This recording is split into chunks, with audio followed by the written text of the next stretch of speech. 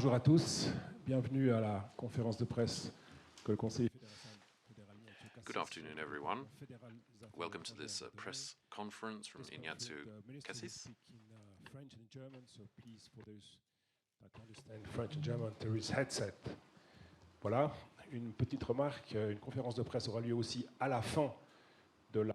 And there will also be a press conference at the end of the meeting, held by Mr. Yermak, head of Mr. Zelensky's presidential team, and any questions connected with the continuation of the conference, please keep your questions for later. Voilà, merci Monsieur Bidot, merci geschätzte Damen und Herren, herzlich willkommen an diese Pressekonferenz. Ladies and gentlemen, welcome to this press conference. Almost at the end of this National Advisors meeting, National Security Advisors meeting. The discussion is still ongoing, and the discussion at the end of the 10-point formula is going on with the contributions from the different countries.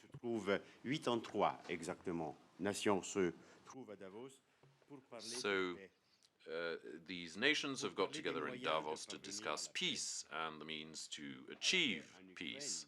Peace in Ukraine, but also peace in other conflicts around the planet. You will understand why I'm talking about this now.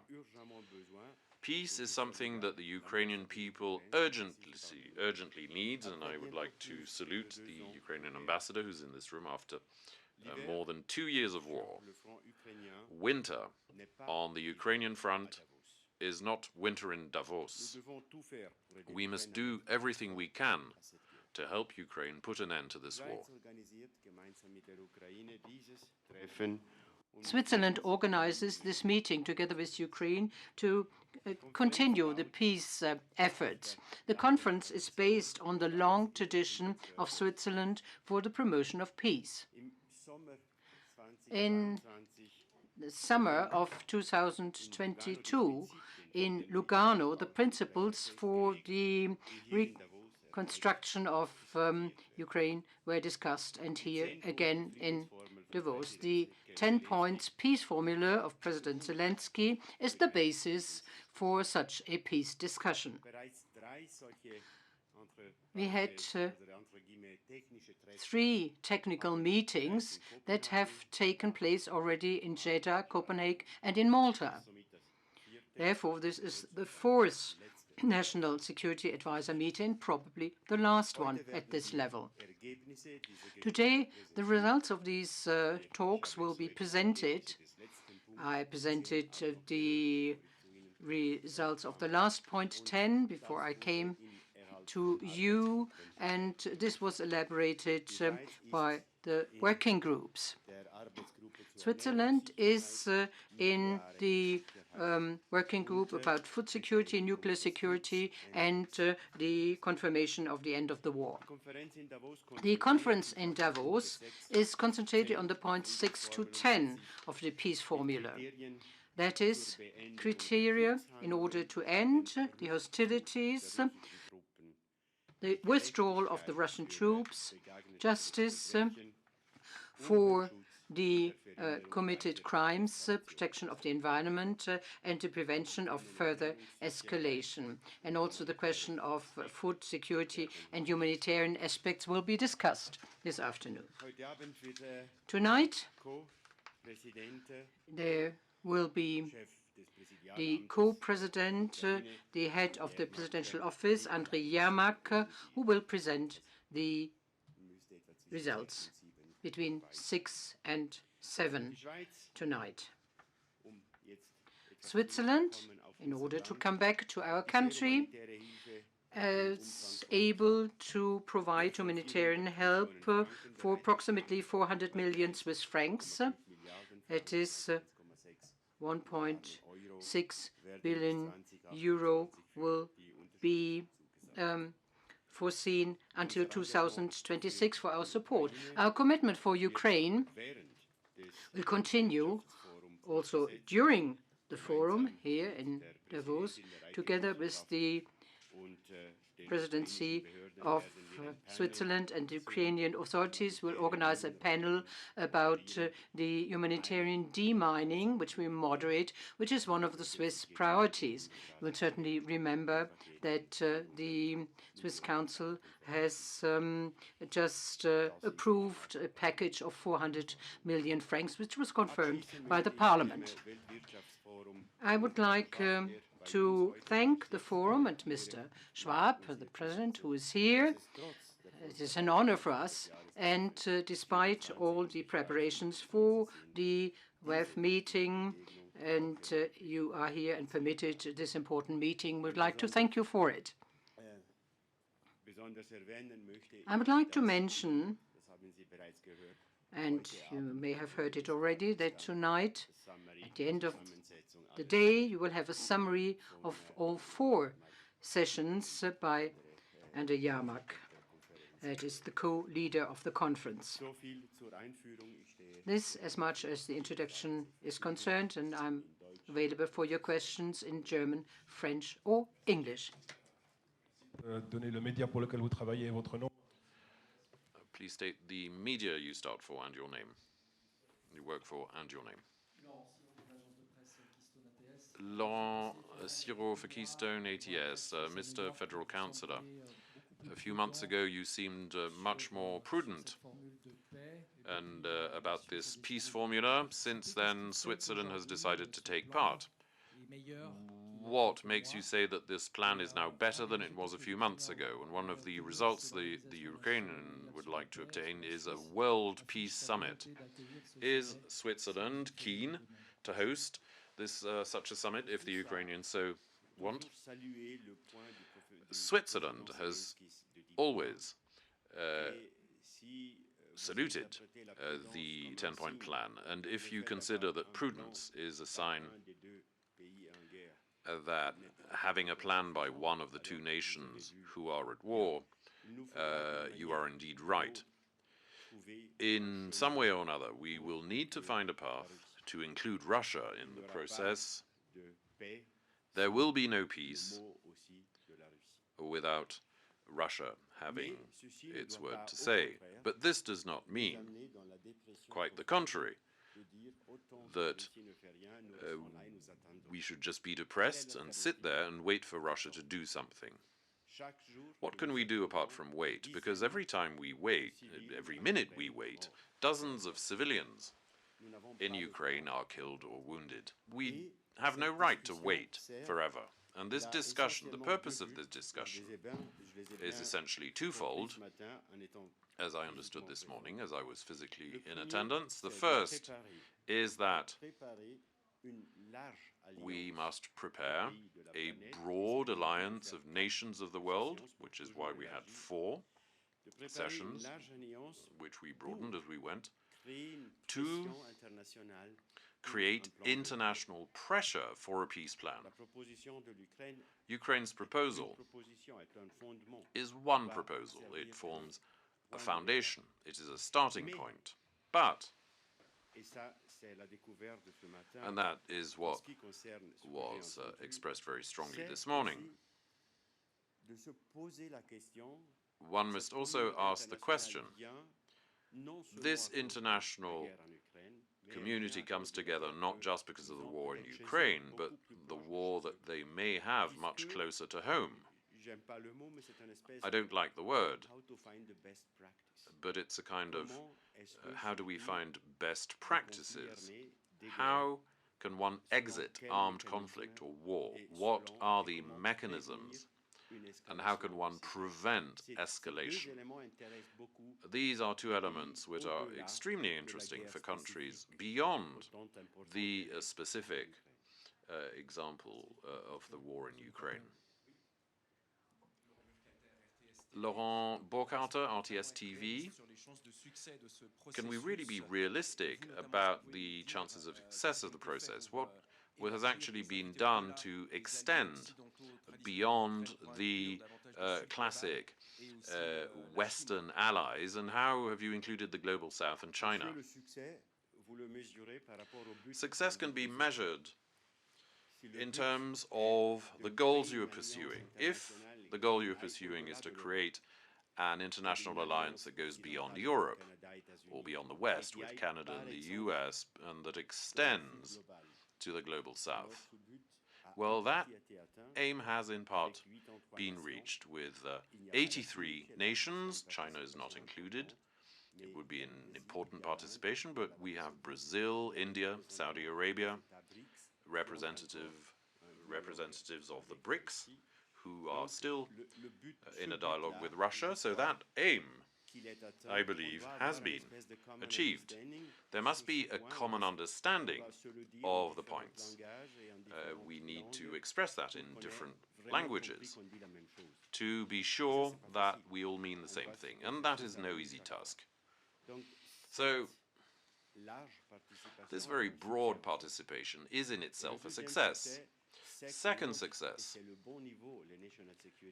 national security advisors is really the right level for this, the appropriate level, because we can go down not so much into the finer details, but into the technical aspects of these problems. And in that sense, these goals have been reached. If at the end of this process, a peace process can be initiated with Russia, no, not necessarily, but that was not the purpose. But the purpose is to prepare so that we are ready and ripe to launch a process with Russia when the time comes.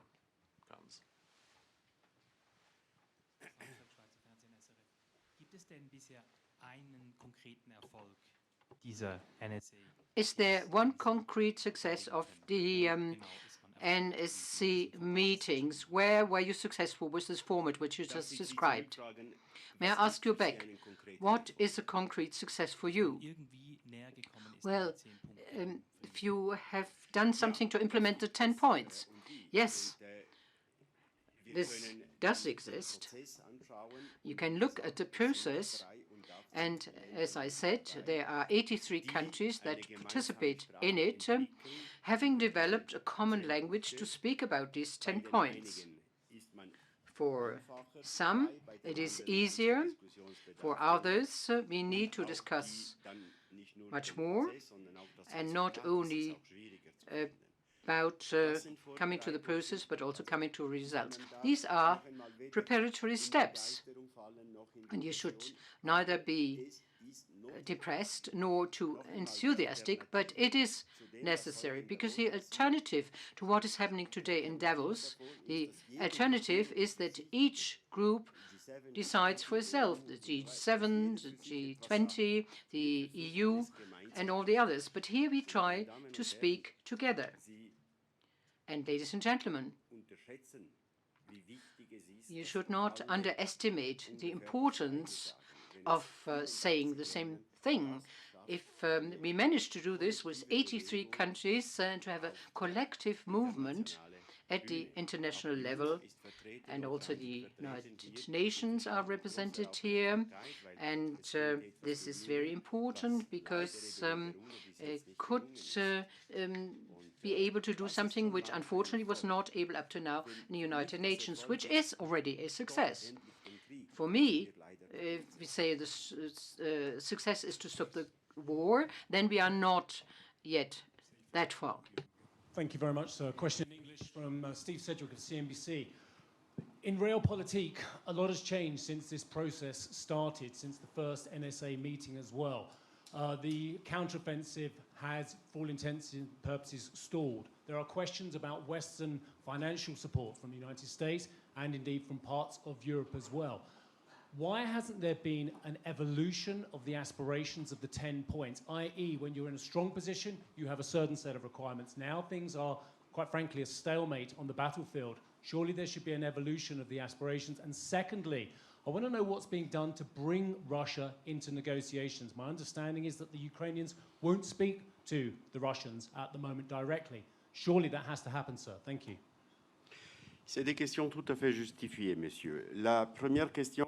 I think your questions are fully justified. The first question is, how do we evaluate what is happening on the battlefield? And as far as this situation is concerned, we have different views. The position of Ukraine is not the position of Russia. The two countries have both a vision that they consider to be the best. Obviously, the situation on the battlefield is going to influence when there will be a form of willingness on behalf of Russia to join and sit at the table of negotiations. That's obvious, but we have to be ready. We have to be ready, and we shouldn't wait until that moment to decide what to talk about. And this is why we're preparing now. We're preparing that moment. But in the meantime, the military, the battlefield situation is creating, or not, the right context to move forward. Oui, alors la participation de la Russie. That's right, the participation of Russia. I think this is pretty much what I just said. Currently, I think it is an illusion to imagine that by inviting Russia will accept. And that is not the purpose as we are speaking. Once again, right now, we are preparing to, at one point, get the Russians to join and participate. It will have to be facilitated, mediated by other states, potentially, in order to get Russia on board. There is no alternative. Merci. Une question, Monsieur Paggi. Merci, Davide Paggi, Radio Télévision Suisse de langue italienne. Hello, David Paggi.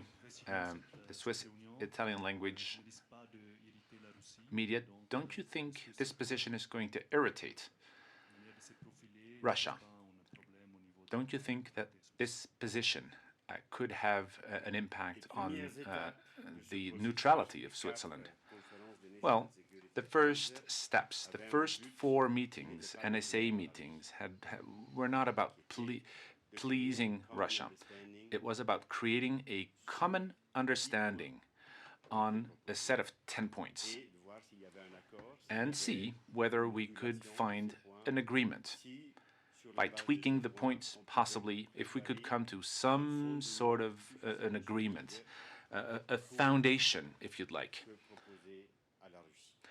that we could submit to Russia.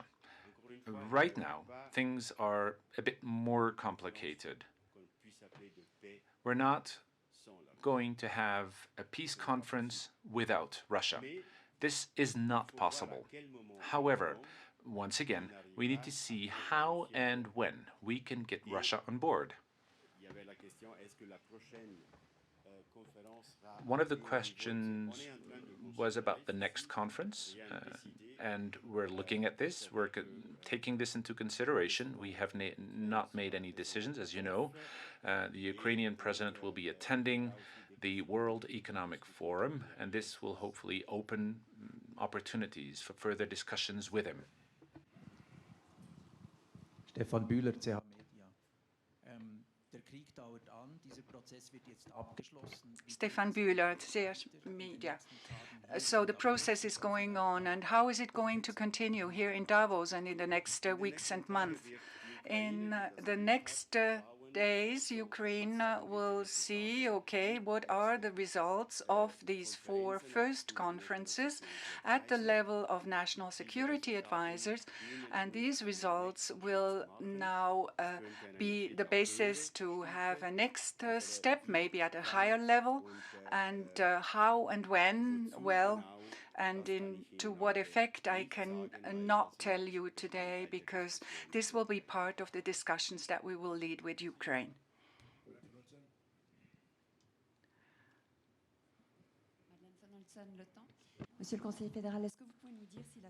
Madeleine Vanelton, Le Temps, is Switzerland taking any other initiatives in this conflict as a mediator?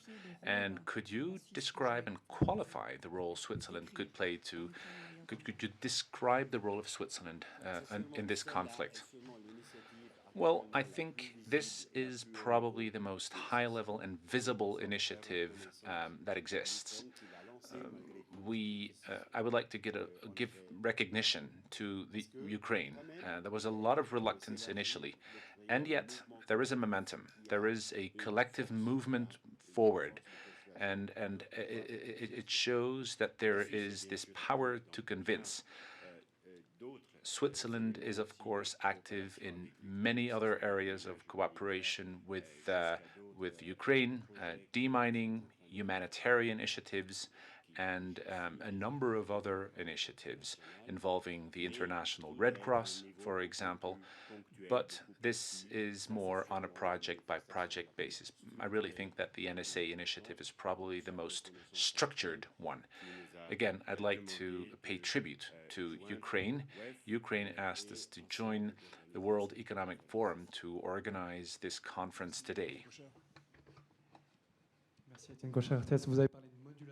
Mr. Kosher, you talked about modulating or making adjustments. Is Switzerland modulating those 10 points depending on the war?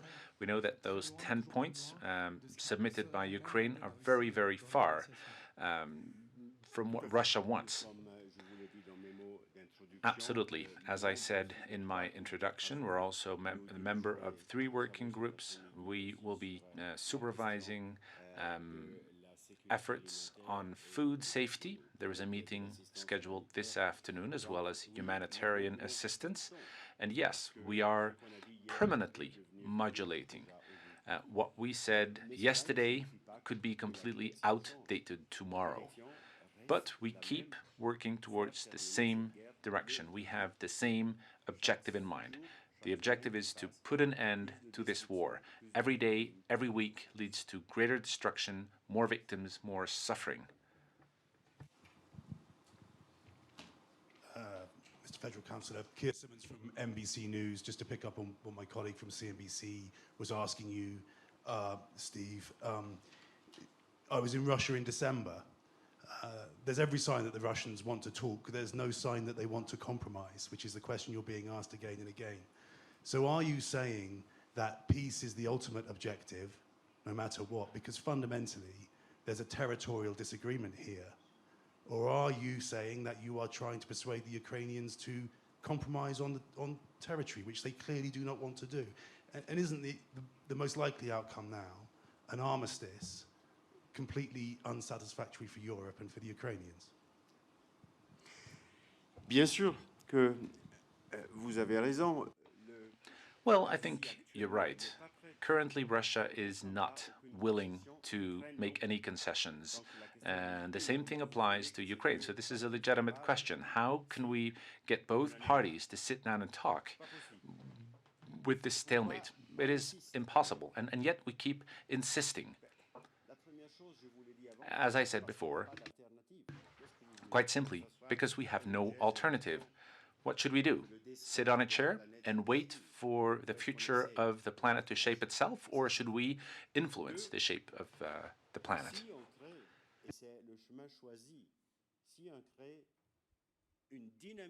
If we can get a collective momentum involving roughly 100 countries, some are faraway countries, not necessarily Western countries, some are absolutely not Western world countries, and yet they're very important countries. Well, I think that having those countries all together makes it more likely to find an exit to this conflict. The stakes are high, and there are many challenges. Some are more important than the others. And this is the reason why we've really focused a lot on some of the points of the 10 points of the peace formula. Without a dialogue, we will never come to a satisfactory conclusion. History shows that wars end not because you've exhausted all military options, but simply because when you reach a certain level, belligerents sit down and talk. We have to be prepared for this. Mr. Kasis, I'm a Ukrainian journalist, and I'd like to ask you, we all highly appreciate in Ukraine your efforts on the negotiation process and the help of Switzerland to us. Can you tell us a few words about future in autumn a conference on humanitarian demining of Ukraine, and if it's appropriate in this situation when hostilities continue still. What do you think? Danke. La question que vous posez était la même question. Well, the question you're asking was the same one we had at the recovery conference in Lugano a couple of years ago. Think about recovery during the war. Non, la question doit être répondue très clairement. I think we have to answer the question quite clearly. I think it is appropriate. I think it is appropriate to talk about humanitarian demining now, right now. We cannot ask 35 or 40 million people to stay calm, stay quiet. One day, we will come and help you. Ça va pas. You cannot do this. We have to give a future. We need to give hope. And we have to encourage the Ukrainian population to imagine their future. That it is our duty and it is our interest to do this, because if they lose hope, they're no longer going to fight.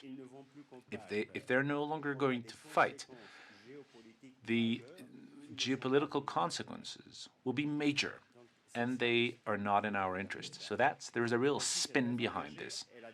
So Switzerland is strongly committed, and we've really decided to focus on the demining, humanitarian demining. We've put a lot of money, a lot more than what we would normally do for such a project, because we really want to make a difference. 400 million Swiss francs.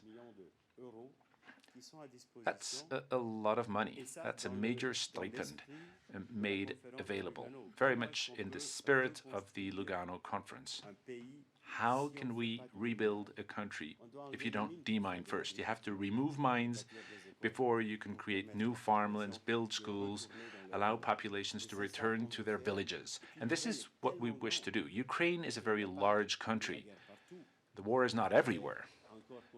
The war, for the time being, is in some locations only. Some areas are very safe, but we need to make sure that the populations, the Ukrainian population, can live mine-free. Leute der SRF, die Schweiz bzw. Sie sind jetzt ja Co-Präsident oder Co-Organisator dieses You are a coordinator of this NSA meeting. What does this mean? Have you opened the conference and you just listened, or do you have an influence on all of this? Well, the co-president of a conference, that means that the conference is organized by both, meaning contents and also logistics aspects and the modalities in which discussions are held. This is what we've done. And at the last conference in Malta, we were present as well.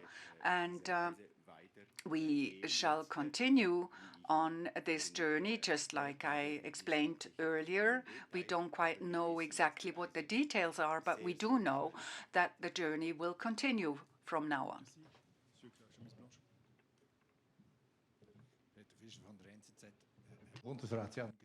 Nsa said, Mr. Cassis, you have said we need a process where Russia and possibly also China will be present. Can Switzerland help to open up channels? The Chinese Prime Minister is going to be here. Do you also have open channels with Russia? Yes, I do see our role and our function to do this, exactly.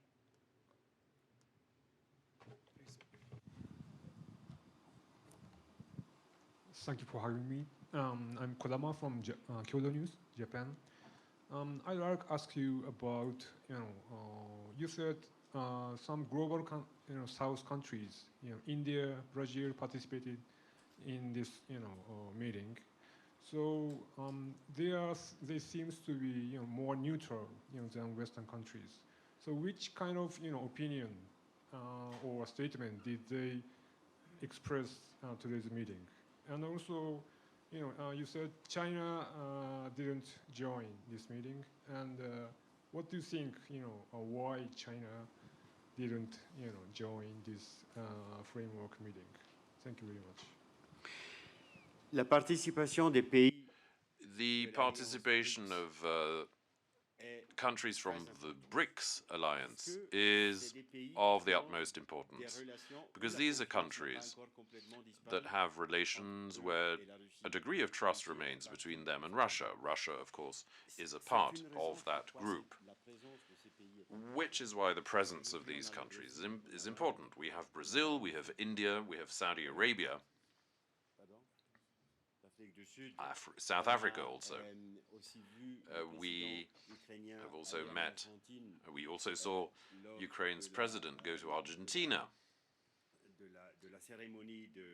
to attend the inauguration of Argentina's new president. All of these are actions which are facilitating this collective movement and also to involve countries that are far away, perhaps, geographically, but that can play a role because they have influence on Russia. Of course, China can play a crucial role in all of this process, and we should find better ways to cooperate with China to make progress. This is no easy path. It will be long, but as I have said earlier, there is no other choice than to tread that path.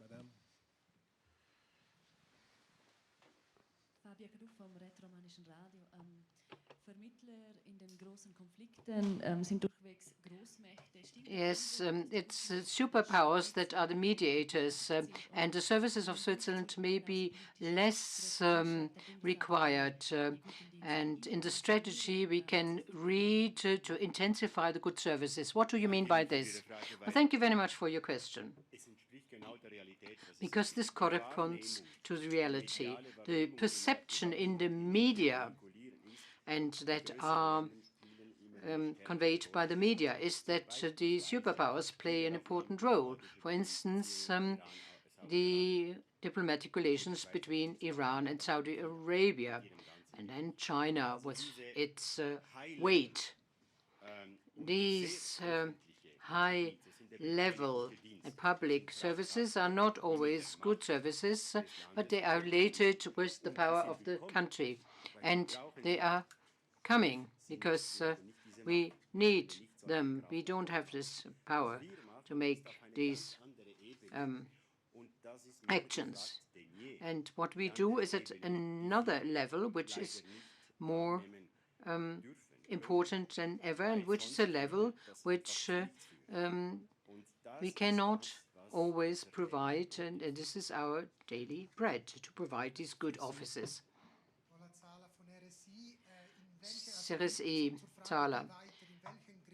Now, the question is, which are the instances in the bodies where you want to follow up these results? For instance, in the Security Council of the United Nations, you want to present the results to them?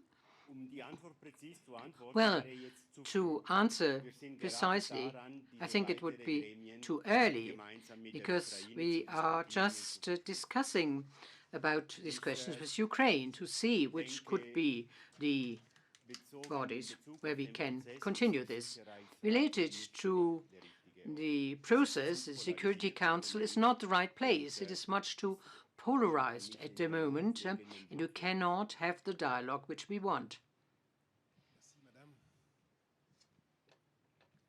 Thank you. Question in English. Victoria Vadeze from Reuters. I just wanted to follow up on the point about whether territorial concessions are on the table. Could you confirm whether that's being discussed, and particularly if you're getting pressure from those countries that you just mentioned of the Global South who are so important to this peace process for some kind of concession to be made? Non, Madame, actuellement. No, Madam. Neither Russia nor Ukraine are prepared to any territorial concession whatsoever. That is also part of the 10 points that are on the discussion and parts of the various statements that Russia has already made. So currently, no discussions. No discussions about how, discussions about whether, but we have not reached that point. Juste encore une de là. Excusez-moi. Piero Grabeck, Radio RSI. Une question peut-être un peu naïve, mais... Perhaps a slightly naive question from RSI, but you have just illustrated that in a sense. We need to make a demonstration. We need to be creative. We are there discussing and working hard on Ukrainian proposals. Is that not the main problem? The fact that everything is based on a proposal made by President Zelensky, which of course the Russian president will never be able to agree to. So should there not be a slight modulation to that? So it's often with very naive questions that the truth lies the truth. Engaging in a discussion that is proposed by one of the parties, of course the other party cannot be involved. But these four conferences are going to allow us to reach a given point, and then we can move on to other forms of discussion. So there will be a lot of political and diplomatic fine-tuning to find a manner in which there can be an open door somewhere. And of course, the advantage of having completed the first part of the process is that we have a better vision of what is possible, what is impossible, and what will be difficult to achieve.